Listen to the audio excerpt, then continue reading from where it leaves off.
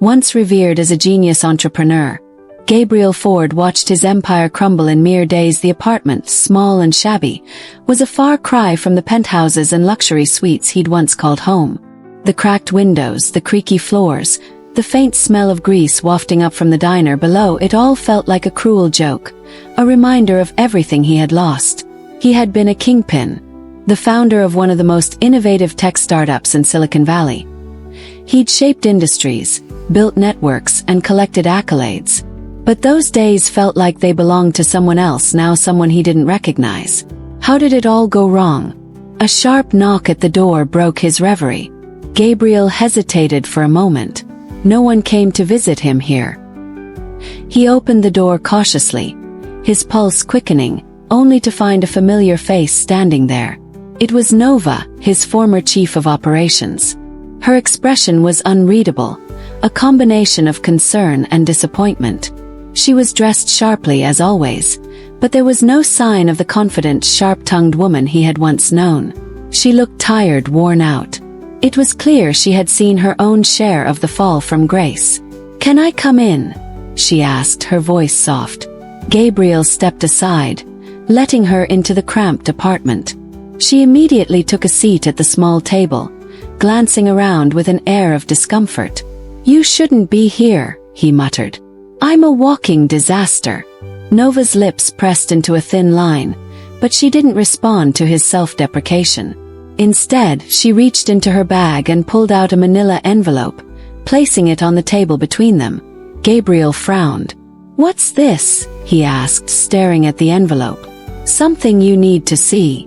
Nova's tone was firm now, a stark contrast to the gentleness she'd used moments before.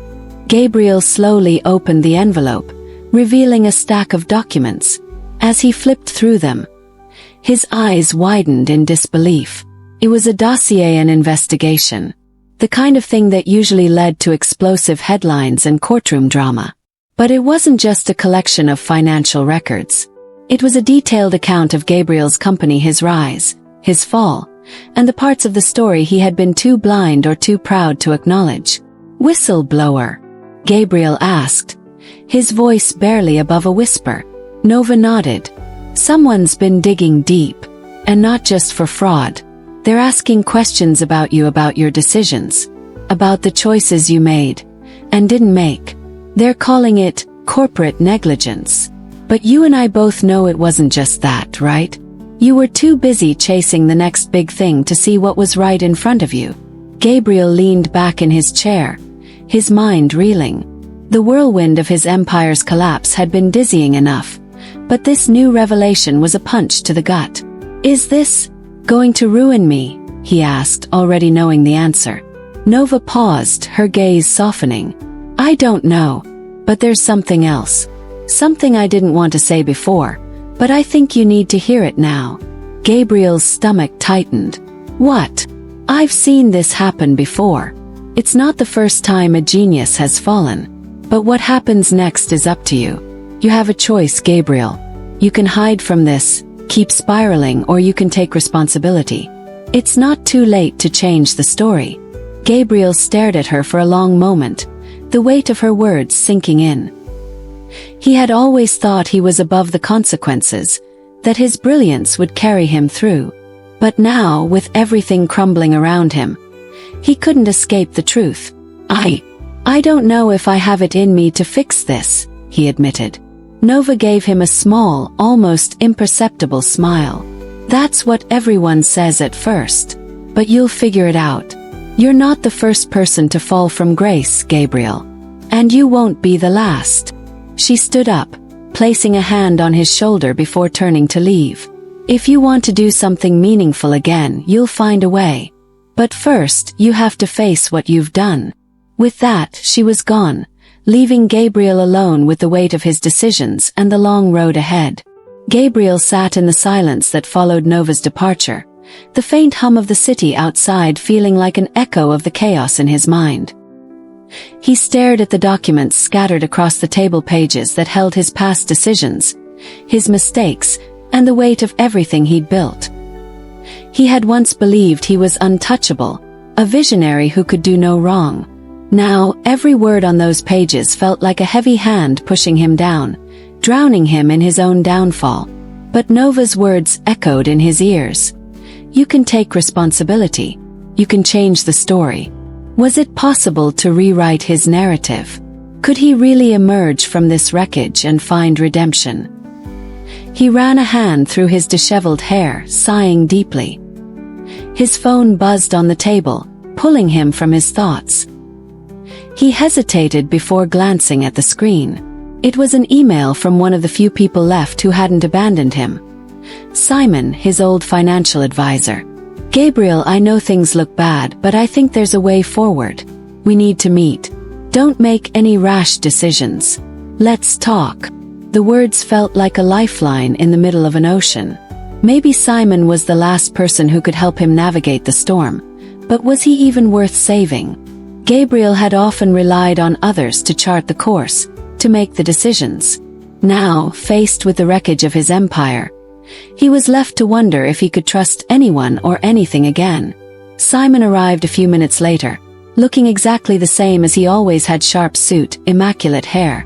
But there was a hardness to his face now, a caution that wasn't there before. Gabriel, Simon greeted, his voice steady but distant. He slid into the chair across from him. You look well, considering. Gabriel didn't know whether to laugh or scoff at the comment. Instead, he simply nodded. I didn't know who else to turn to, Gabriel said, his voice low. I'm not sure where to even begin. Everything I built. It's all falling apart. Simon studied him for a moment, his gaze searching. You've been through a lot. But that's not why I'm here. He paused, shifting in his seat. I've been reviewing some of the financial records. The whistleblower's claims there's something strange about them. Doesn't add up. Someone's been playing a dangerous game with the numbers. Gabriel's heart skipped a beat. You mean? It wasn't just me. I didn't do this all on my own. Simon leaned in, lowering his voice. I don't know yet, but I'm working on it. There's something going on behind the scenes, something deeper than just poor decisions or bad luck. Whoever's behind this knows how to cover their tracks. Gabriel felt a flicker of hope, but it was quickly drowned by the fear of what might follow. He had made so many enemies, burned so many bridges. Who could be behind this? Who would want to take him down like this? He opened his mouth to speak, but Simon held up a hand. Listen, Gabriel, Simon said, his voice firm. The truth is, you can't fix everything overnight. You can't undo the damage that's been done. But you can start somewhere. We need to work together. We need to figure out what's going on with the company, with these allegations, and with you. Gabriel ran a hand over his face, exhausted by the weight of it all. I don't know if I have the strength for this. I'm not who I was. Not even close. Simon leaned back in his chair, his expression softening. No one expects you to be who you were. But maybe, just maybe, this is your chance to be someone new. A better version of yourself. Gabriel looked at Simon, the offer hanging in the air between them. It was a lifeline, a chance to rebuild, but also a dangerous game to play. Could he trust Simon? Or was he just another person looking to profit from his fall? All right, Gabriel said, his voice steady despite the turmoil inside. The next few days felt like a blur of meetings, late-night calls, and frantic research. Gabriel found himself re-examining everything: his company's financial statements, the emails, the deals he'd made, the risks he'd taken. Simon was relentless, pulling strings behind the scenes, talking to old contacts, digging into the whispers of betrayal that seemed to hang over his life like a shadow. It was a maddening process, each new discovery more jarring than the last. But amidst the chaos, there were moments of clarity. Gabriel found himself sitting at his small desk late at night, reviewing the same set of numbers over and over again. His eyes had started to burn, his mind racing, but then, as if by some instinct, he saw something: a pattern, a number that didn't make sense, a discrepancy that could explain everything. It wasn't just bad investments or poor management. Someone had been siphoning money from the company. Small amounts at first, but over time it had grown into something much larger. And the person behind it was someone Gabriel had trusted implicitly. His thoughts raced. Could it really be the trusted CFO who had always seemed to have everything under control? The man who'd been with him since the beginning, the one who had helped him draft every contract, every agreement, every plan. Gabriel stood up abruptly, the chair scraping across the floor. His pulse quickened. He had to confirm it. He couldn't wait any longer. He needed answers. The following morning, Gabriel and Simon met at a nondescript cafe near the edge of town. The place was quiet, and the smell of fresh coffee filled the air, but Gabriel hardly noticed. His mind was focused on one thing: confronting the truth. Simon arrived a few minutes late, looking as composed as ever, but there was a tension in his step, a quiet urgency in his demeanor that matched Gabriel's. "Do you have it?" Gabriel asked, barely waiting for Simon to sit down. Simon slid a folder across the table, his expression grim. "I've been going through the accounts as you asked. I found something." He paused, eyeing Gabriel carefully before continuing. "The CFO, Oliver Drayton. He's been manipulating financials for months, maybe longer. It looks like he's been funneling money into offshore accounts. And it's not just a few thousand. This is millions." Gabriel's stomach twisted. He opened the folder with shaking hands, his heart pounding in his chest. He scanned the documents, the evidence jumping out at him like daggers. Oliver, the one man he had trusted completely, had been stealing from him. And it had been going on right under his nose. "How long?" Gabriel managed to ask, his voice hoarse. "Months at least," Simon replied, his voice cold. "But this is just the tip of the iceberg. There's more, far more if we dig deeper." Gabriel's mind was spinning. He'd known the company had faced financial strain, but this was something else entirely. This wasn't just poor decisions or mismanagement. This was sabotage, deliberate and calculated. Oliver had been orchestrating his downfall, manipulating the very numbers that Gabriel had trusted to build his empire. "Do we confront him?" Gabriel asked, the weight of the decision hanging heavily between them. Simon hesitated, clearly considering the risk. "If we do, we have to be careful. If he feels cornered, he could turn on us. He's smart, and he knows how to cover his tracks. But he's also arrogant. He thinks he's untouchable." Gabriel clenched his fists, a surge of anger rising in him. He had been betrayed by someone who knew him better than anyone else. Someone who had watched him build his dreams from the ground up, only to tear them down for personal gain. "No," Gabriel said finally, his voice firm. "We don't confront him. Not yet. We need to gather more evidence, make sure we have everything. If he's the one who brought this company to its knees, I want him to face the consequences. All of them." Simon nodded, the coldness in his eyes matching Gabriel's. "Agreed. We'll dig deeper. But you're going to have to make some tough decisions, Gabriel. People are already questioning your leadership, and if this gets out—" "I know," Gabriel interrupted. "But this isn't just about saving my reputation anymore. This is about justice. I can't let him get away with this. Not after everything he's done." But there was a sense of purpose now, something he hadn't felt in weeks. For the first time since the fall, he had a goal, a way forward, even if it was just the faintest glimmer of light in the distance. And then, one evening, as Gabriel sat alone in his apartment, he received a message. Single text. "I need to see you.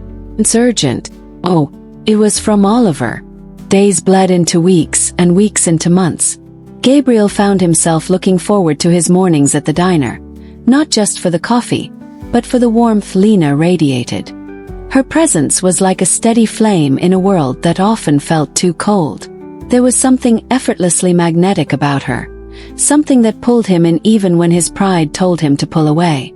One rainy evening after the diner had closed, Gabriel found himself sitting across from Lena in a dimly lit corner booth. The air was thick with the scent of ground coffee beans and the faintest trace of vanilla. She was scribbling in her journal, her brow furrowed in concentration, while he absent-mindedly stirred his coffee. "Do you ever think about what comes after the fall?" he asked suddenly, the question slipping from his lips before he could stop it. Lena glanced up, her expression thoughtful. "After the fall? You mean after everything goes to hell?" She raised an eyebrow, as if testing the waters. Gabriel nodded, eyes distant. "Yeah, like do we rebuild? Or do we just fade away, bit by bit?" Lena's lips quirked into a smile, but there was a knowing sadness in her eyes. "I think the trick is to stop waiting for the fall to be over. The fall never really ends, Gabe. It's just part of the process." He tilted his head. "You think we're always falling?" "I think we're always growing," she replied, pushing her journal aside. "And that means sometimes we'll fall, sometimes we'll rise. But we can't stop moving. The world doesn't wait for us to heal. It doesn't stop spinning just because we're broken." Gabriel took a deep breath, the weight of her words sinking in. For the first time in a long time, he didn't feel like he was drowning. Maybe it was the way she understood things. Maybe it was the way she didn't force him to explain himself, or the way she let silence stretch between them without awkwardness. "I don't know how to move on," he admitted softly. His voice tinged with vulnerability he rarely allowed himself to show. Lena's gaze softened, and she reached out, her fingers brushing the back of his hand in a simple gesture that held more meaning than he could have ever expected. "You don't have to know right now. Just take it one step at a time. Move forward even when it feels like you're stumbling. I'll be here." Gabriel looked up at her, and for the first time in what felt like forever, he allowed himself to believe that maybe, just maybe, he could heal. It wasn't about grand gestures or some quick fix. It was about these small moments, these quiet exchanges. And most of all, it was about the fact that, for once, someone believed in him without needing him to be anything other than who he was. He smiled genuinely, for the first time in what felt like forever. "Thanks, Lena, for, being here." She grinned back, her eyes alight with mischief. "No problem. Just don't make me regret it, okay?" Gabriel chuckled, his heart lighter than it had been in a long while. "I think I'll be okay with you around." The days that followed became a mosaic of quiet joy and subtle transformation.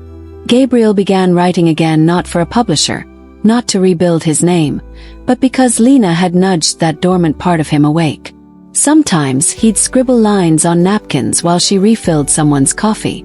Other times she'd catch him staring into space, lips moving faintly as he searched for the perfect phrase.